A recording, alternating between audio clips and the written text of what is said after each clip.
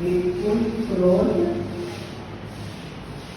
वाणी में बढ़ता रहने की भावना बिल्कुल, घृणा की भावना बिल्कुल।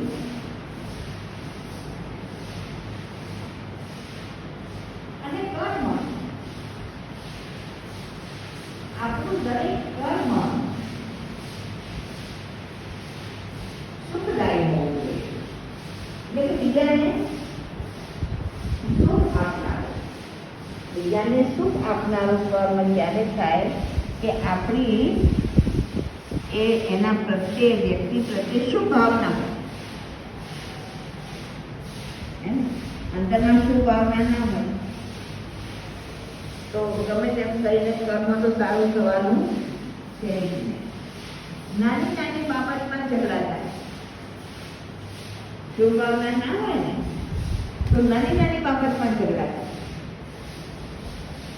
એકવાર એવું થયું કે અમે ઓફિસમાં ક્યાંક મળવા ગયા હતા, તો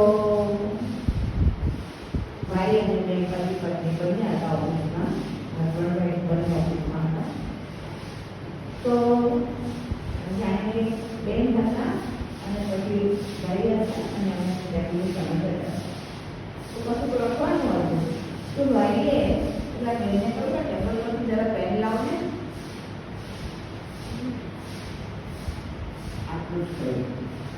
ત્યારે બેન કહે છે આ કલર માગમાં કરશો તો પાછી માગવાનું શરૂ થઈ ગયું.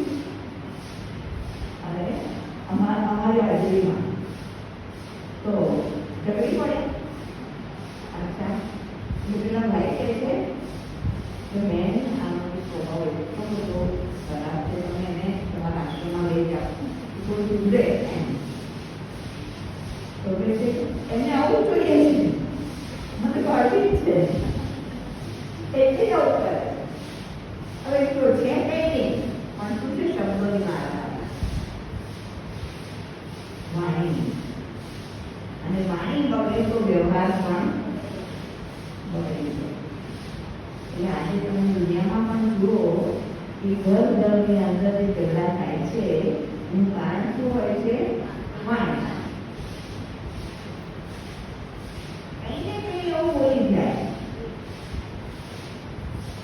એક વાત નાની કહું, એક વાર મને પતિ પત્ની જતા હતા, ચાલવા જતા હતા, વોકિંગ માટે જતા હતા. તો સામેથી એક ગધેડો આવતો હતો. ભાઈ છે તો સરસ રગો આવ્યો. બેનને એવું કે તો બેન હા સગો તો છે પણ પરણ્યા પછી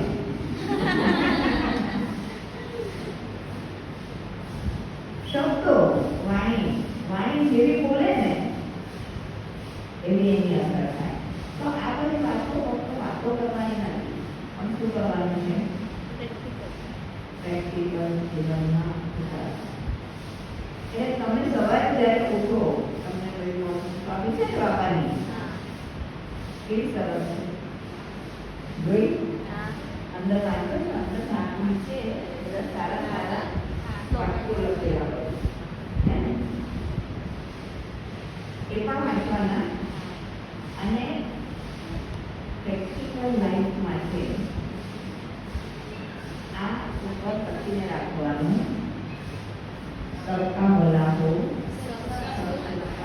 એક વાત, અને બીજું એક વિચારોની વાત, બીજું કમ બોલો, ધીરે બોલો, મીઠા બોલો, सोच के बोलो, करके बोलो, એ મનની અંદર